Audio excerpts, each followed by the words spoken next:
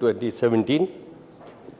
We are happy that the J&K Assembly has taken such a positive stand and has agreed to make that state part of the GST setup, and they passed a resolution accordingly for both CGST and SGST. And this move will not only ensure a blanket indirect tax regime across the length and breadth of this country, but it will also be considered as a step forward in the further integration of this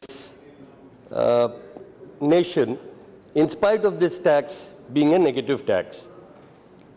GST, whatever we may claim, we can be silenced by noise, by shouting, by screaming, by muscle power or by government power. But GST is definitely not, truly not, a one nation, one tax as is being propounded.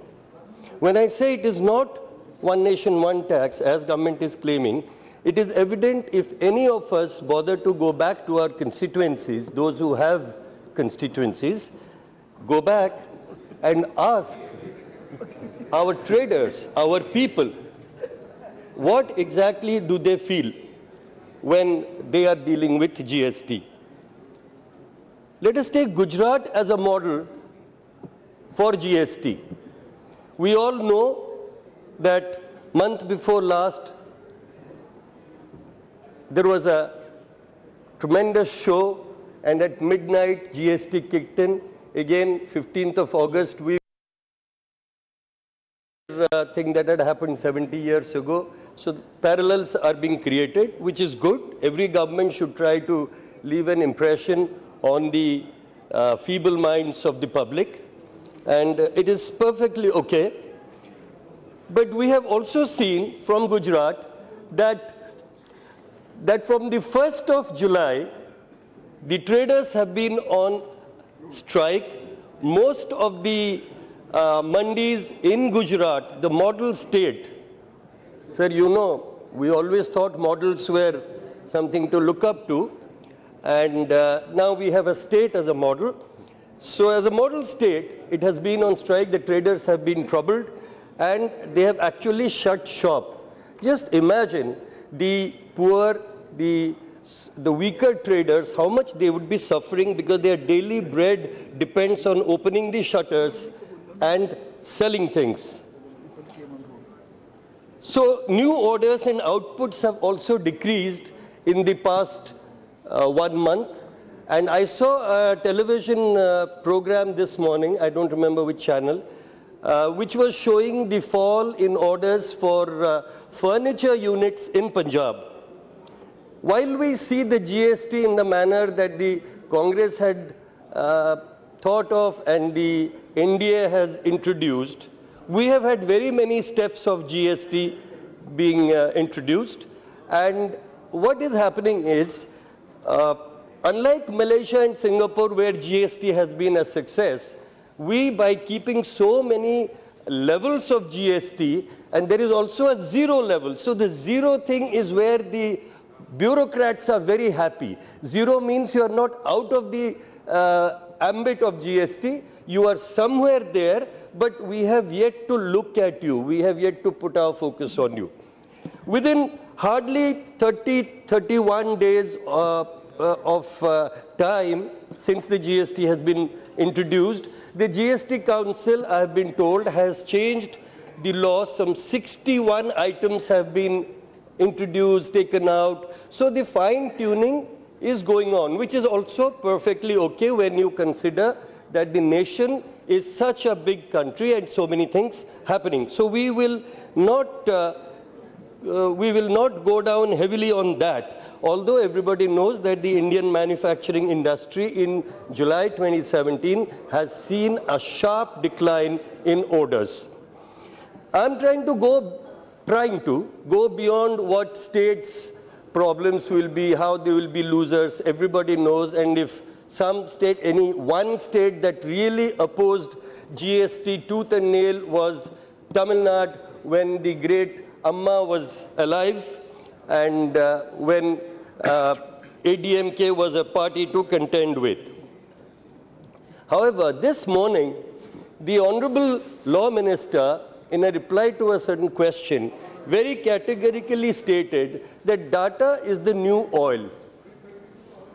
GST network is another attempt at data gathering. It is virtually a private company, sir. 51% is held by private banks, by fintechs, and 49% by the government. Government will simply fund this network. The hardware and all the development work will be funded by the taxpayers' money. Government does not have any money of its own. It's all the taxpayers' money. It's all our money, the common people's money. GSTN will not only be operated by private fintechs, but unfortunately they will be privy to each and every transaction that involves GST of companies exceeding 20 lakhs turnover. So smallest company also will come under GSTN if they are filing GST. And these people, if they tabulate the data, they will be able to tell the history, the functioning of any company in this country. And if a rival company comes in and says that I want to buy that data, these GSTN operators will be able to give industrial secrets, which is so well guarded by every other country, will be able to sell clandestinely industrial secrets to competitors and damage established old companies also.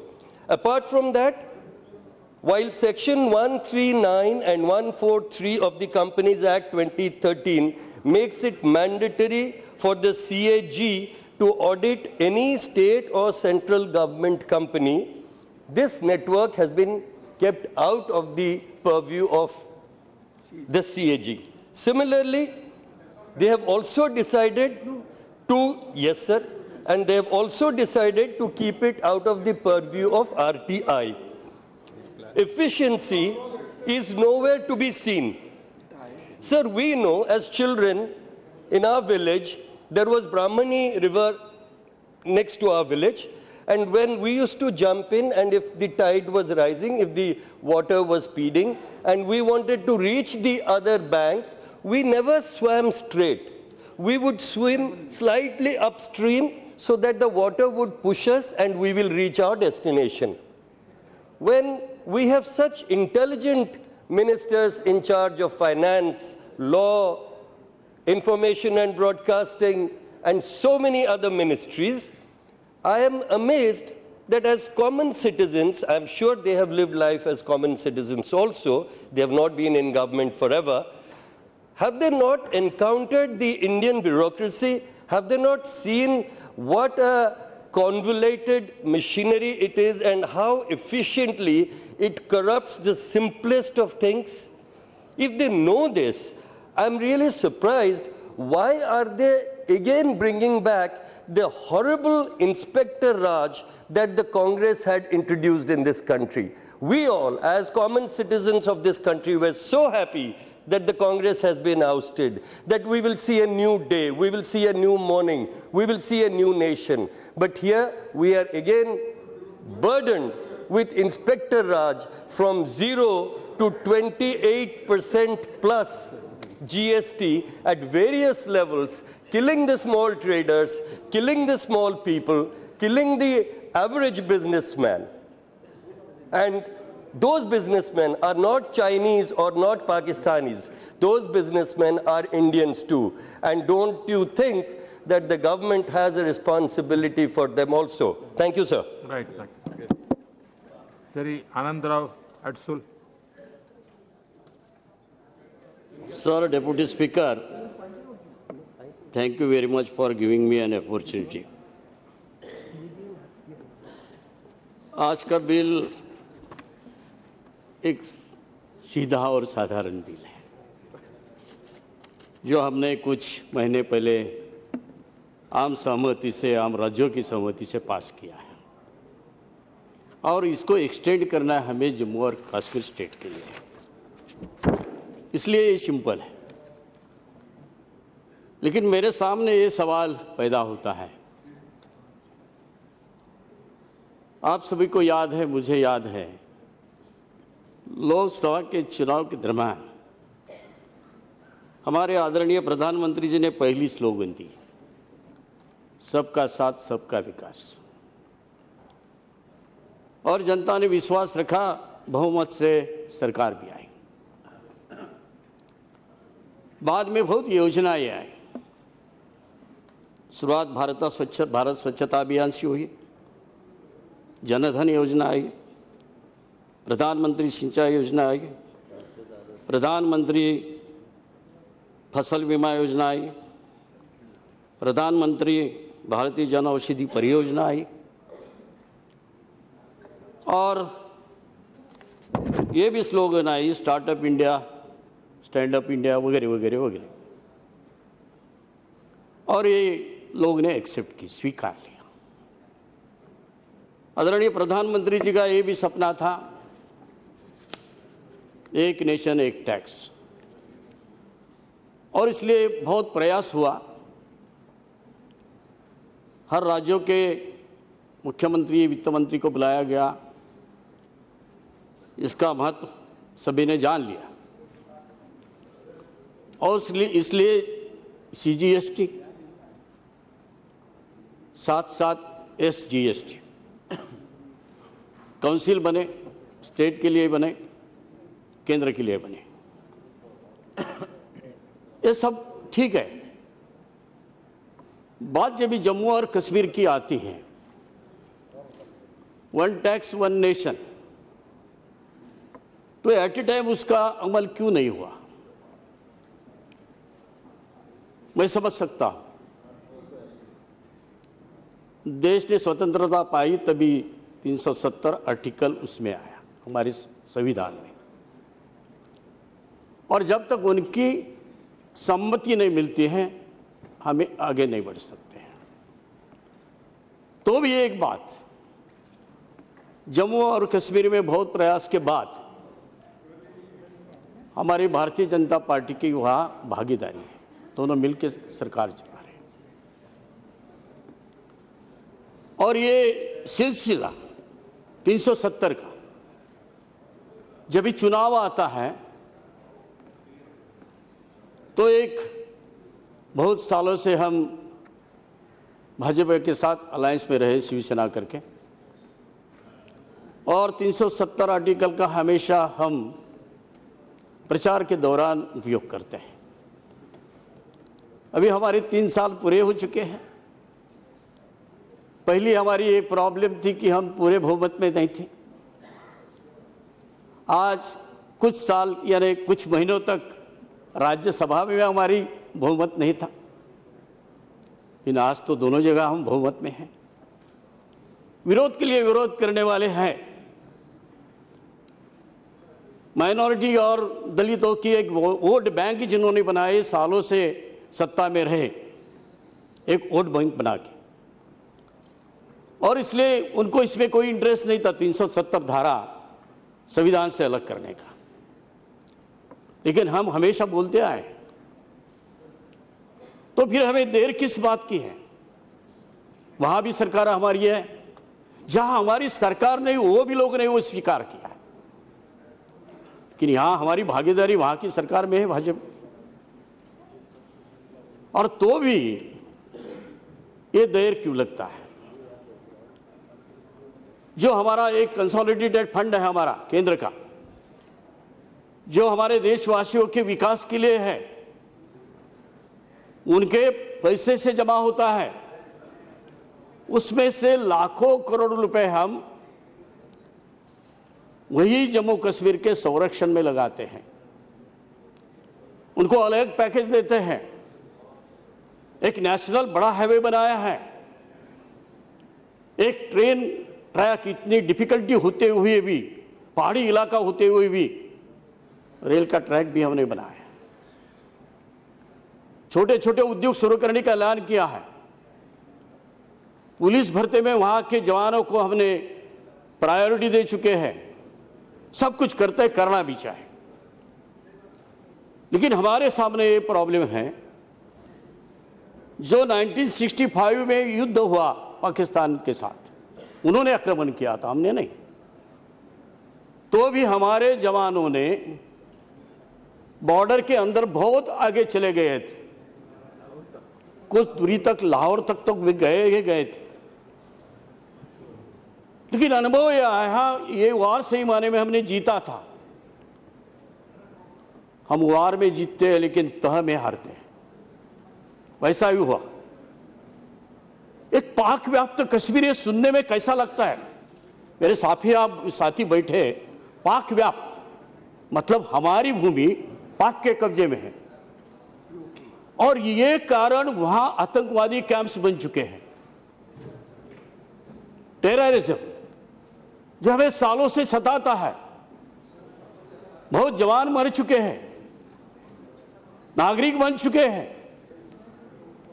तो ये हम कितने दिन ये पाक व्याप्त कश्मीर सुनते रहेंगे? हर रोज कुछ ना कुछ ऐसा नया, आज यहां से अटैक हुआ, वहां से अटैक हुआ, इतने लोग मरे, इतने सैनिक मरे। हमने 2 मारा तो हम प्रोपेगेंडा करना भी चाहिए, मैं मानता हूं, कल की बात है। आतंकवादी गुट का एक प्रमुख जो जम्मू कश्मीर में बहुत दिनों से आतंक फैलाता है, वो और उसका साथी कल मारा गया। बिल्कुल गर्व की बात है। जो सर्जिकल अटैक हुआ, गर्व की बात है। जब हमने गृह मंत्रालय में देखा, जब हमें वो सीढ़ी दिखाई थी, उसमें दिखाया था कि बॉर्डर क्रॉस करके 12 घंटे के अंदर जाके 40 से ऊपर उनके कैंप हमारे जवानों ने ढेर डाल दिए। यानी मतलब एक प्रयोग ऐसा है, हमारे सैनिक बहादुर है, जो भी आदेश मिलता है वो आदेश का पालन सही तरीके से करते हैं। तो फिर हम ये हर रोज क्यों सुनते हैं, यहां आतंकवादी हमला हुआ, वहां आतंकवादी हमला हुआ? हमें प्रॉब्लम क्या है? एक बाजू में वहां चाइना बैठे, डोलकाम में जाके वहां रास्ता बनाने का प्रयास किया, हमारे जवान ने रुकाया, उसको नहीं करने दिया। हर रोज अलग अलग धमकावनी देते हैं। एक बाजू में एक बात अलग है, दोनों मिलके हैं, एक बाजू से वो बाजू से वो। लेकिन जब तक हम कुछ नहीं करेंगे, एक सर्जिकल स्ट्राइक काफी नहीं है। हमेशा ये बात होती रहनी चाहिए, हम भी कम नहीं, आपसे कम नहीं है। और इसलिए ये 370 धारा जो है, ये अगर हमारे लिए मुसीबत है तो ये 300 धारा पहले हटानी चाहिए। आपके पास मेजॉरिटी है। जैसी बात जीएसटी की, जीएसटी के बारे में ज्यादा मुझे दिक्कत नहीं, यहां मेरे पार्टी के लिए नहीं, हम जाते हैं, हमारे तथागत की बात अलग है। लेकिन हम जरूर एक सोच समझ के उसको बनाए। अमल होते टाइम गलतियां होती है, कुछ लोग मिस यूटिलाइजेशन करते हैं। आपने कल जब जवाब दिया, उसमें सही कुछ बातें उठाई, उसका सही जवाब दिया। जिनके समझ में आया, उसके समझ में जो पॉजिटिव उसके समझ में आया, हमारे पास समझ में अच्छा है क्योंकि हम पॉजिटिव, ये जरूरी था। और इसलिए यही जीएसटी हमें एक्सटेंड करना है, जो करना है कानूनी करना है, इसलिए आपने आज बिल लाया है। लेकिन तो भी ये हमारा दावा है, अभी मेजॉरिटी आपके पास है, परवाह मत करिए किसी की।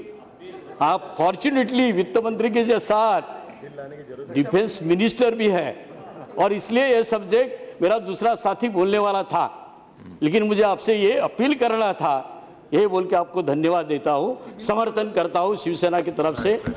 Thank you. श्री जयदेव कला।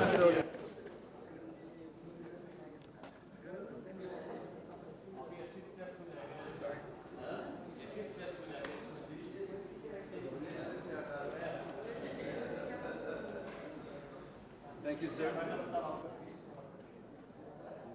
Mr. Deputy Speaker, sir, at the outset, I take this opportunity to congratulate the Honorable Prime Minister and the Finance Minister for successfully launching GST, as it has united the fragmented tax structure and created one tax, until now not for one nation as J&K was left out, but now with these bills, it is now truly one tax for the entire nation. Sir, with GST, India is now the single largest market in the world. Not USA, not China. As we all know, from state to state or region to region, their tax rates change quite a bit. It's not the European Union, but India is leading the way as the single largest market in the world. Sir, the bills are to replace ordinances issued by the President on 8th July 2017, have a very limited objective, and that is to extend GST to J&K. Last time when we discussed GST bills, it was not clearly known to people, the traders and others, in which slab they would fall and what impact will it have on them. Now that the big picture has become more clear, traders, people have started airing their grievances for consideration of the FM and for the GST Council. My state, and particularly my district, Guntur, has some issues regarding to GST classifications, and some of the items are non-agricultural commodities, whereas in reality, they're agricultural commodities. I just want to spend a few minutes talking about that, sir. Sir, agricultural items are removed from the purview of GST, and this is very welcome. But there are some commodities which are agriculture, but the GST Council, for reasons best known to it, is not considering them as agriculture.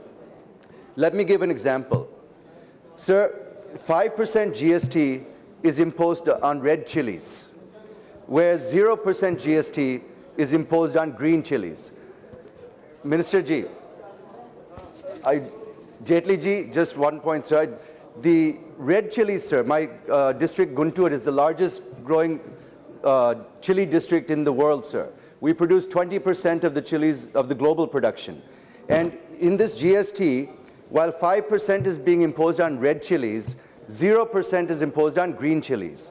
And the reasoning that they give is because the red chilies are dried in the sun, whereas the green chilies are not dried in the sun. Even though they both come from the same chili. It's not a manufacturing process, sir. It's a simple drying in the sun and then selling. But 5% GST is being imposed on dry red chilies. I request you to please look at that and bring it down to 0, sir, like it is for green chilies. Similarly, on turmeric, there's 0% GST on turmeric, but after drying this under the sun, again, which is a natural process, 5% of GST is imposed, and this is also not justified, sir. So I request the Finance Minister and the GST Council to remove the 5% GST on red chilies and on turmeric, sir. Sir, another example is roasted red gram. It's also done through a natural process, and neither there's any value addition or any other processes involved. But 18% GST is imposed on this, sir. It should be also treated like agriculture commodity, not as a processed food, sir. Roasted red gram is done by farmers with very basic roasting process, not in a modern setting, sir.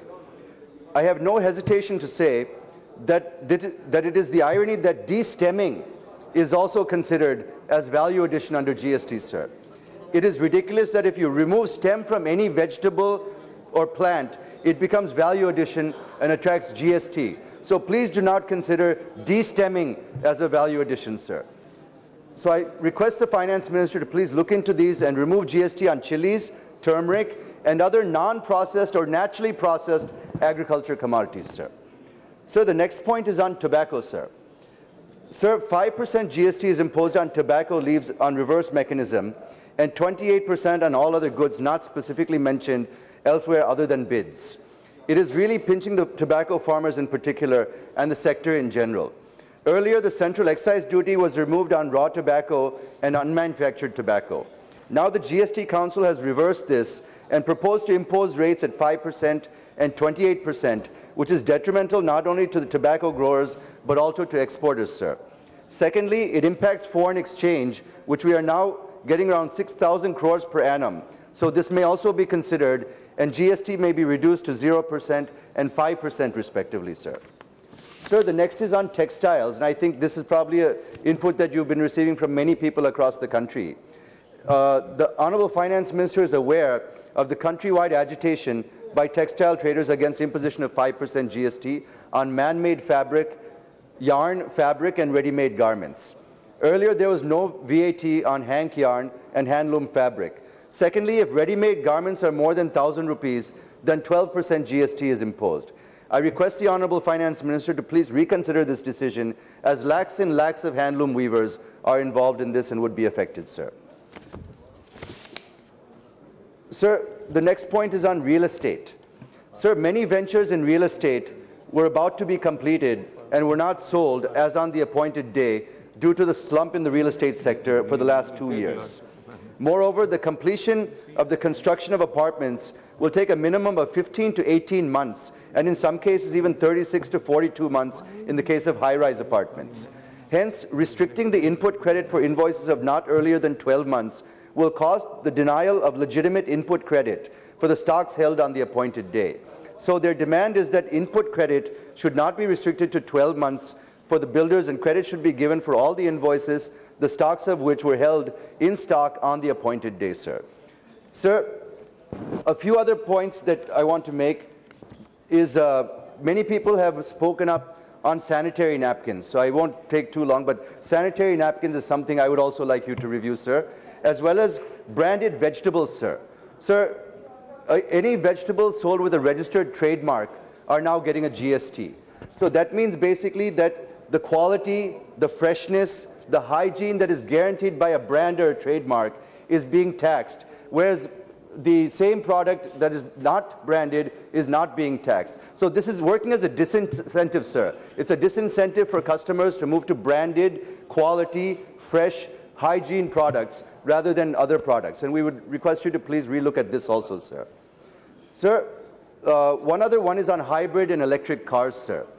Sir, there's a policy by the government or a mission by the government that by 2030 that there should not be sale of anything other than electric vehicles. And also, if you look at things like what's happening in Delhi because of pollution, the odd-even rules, they allow hybrid cars and electric cars to ply on both the days, but they don't allow any other cars. But I'm surprised to see that hybrid and electric cars are being taxed even higher than petrol and diesel cars, sir. I'm not sure if you're aware of this, but please take a look at that. It may not be the case in the smaller capacity cars, but when you start going up to mid-size and larger cars, the tax rate for hybrid and electric vehicles is actually larger or more than the petrol and diesel. So I would like to take a look at this, sir. Sir, as many members have already stated, I too feel there are still too many rates, and I feel there's still scope going forward for some of the goods, even for like the same goods, like I'll give you an example, like a shirt. Depending on the price of the shirt, the rate is changing. So it's leading to a lot of confusion in the marketplace.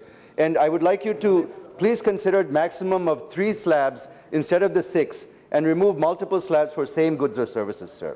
Sir, tax officers are being very proactive. I've interacted with them in Guntur also, and they're interacting with the trade quite well.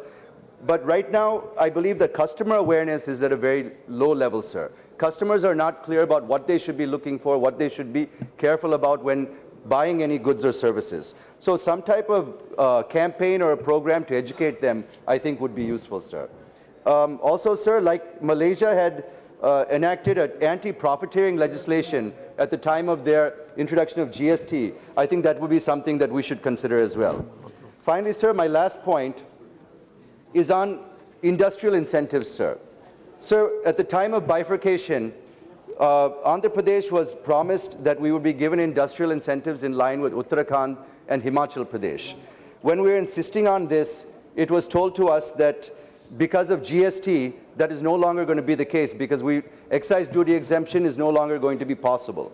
But now these states are getting GST refund in lieu of those incentives, sir. So, sir, on the behalf of the people of Andhra Pradesh, I would also like to demand to keep up with the promises made to us that whatever is being given to the hilly states like Uttarakhand and Himachal Pradesh, the same benefit should be extended to Andhra Pradesh and Telangana as per the AP Reorganization Act. Thank you, sir, for giving me this opportunity. Thank you.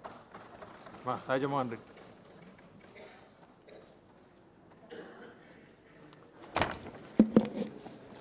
Thank you, Honorable Deputy Speaker, sir, for giving me this opportunity, sir. Sir, as explained by the Honorable Finance Minister in his opening remarks, Jammu Kashmir state is being consumer state is going to benefit a large by this. Hence, we support this, sir.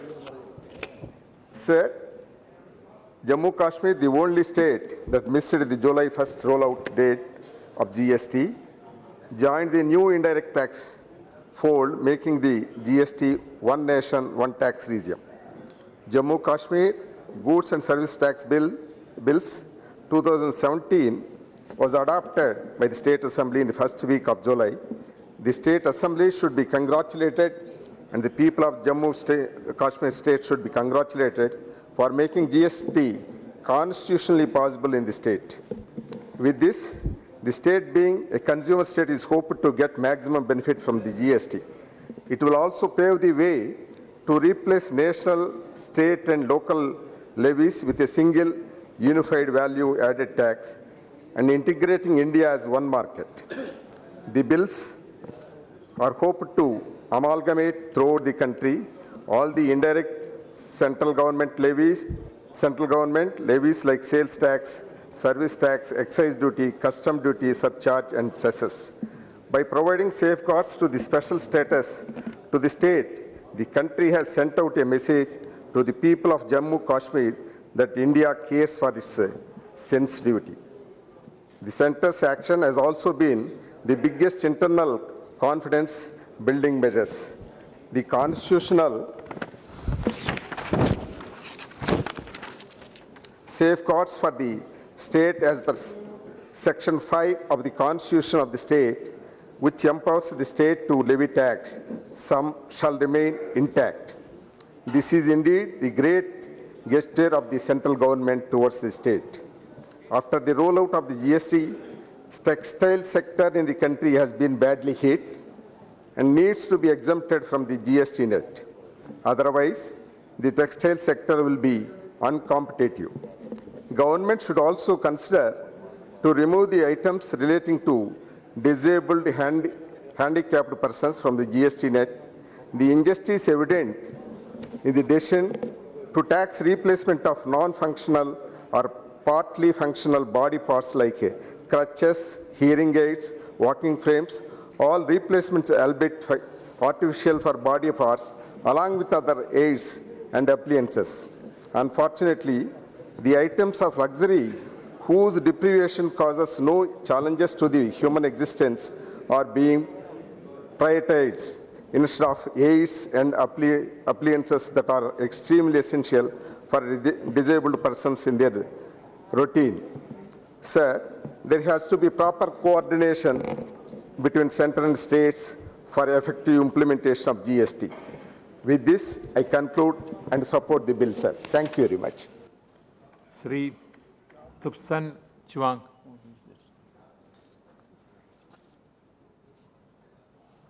उपाध्यक्ष महोदय,